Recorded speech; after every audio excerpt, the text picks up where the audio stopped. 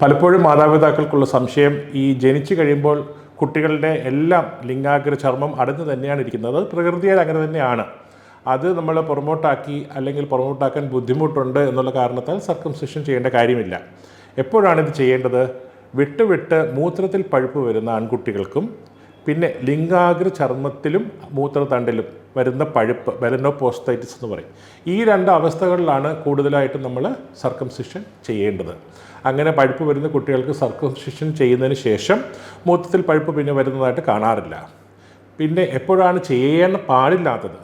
ലിംഗത്തിലോ ചർമ്മത്തിലോ മൂത്രനാളത്തിലോ എന്തെങ്കിലും വ്യത്യാസങ്ങൾ നമുക്ക് തോന്നുന്നുണ്ട്, ജനിക്കുന്ന കുട്ടിക്ക് അത് നോർമൽ അല്ല എന്ന് നമുക്ക് തോന്നുന്നുണ്ടെങ്കിൽ, ആ ഓപ്പണിംഗ് ശരിയായ പൊസിഷനിലല്ല, അത് നമ്മൾ ഹൈപ്പോസ്പീഡിയാസ് എന്ന് പറയും. അങ്ങനെയുള്ള അവസ്ഥകളിൽ നമ്മൾ സർക്കംസിഷൻ ചെയ്യാൻ പാടില്ല.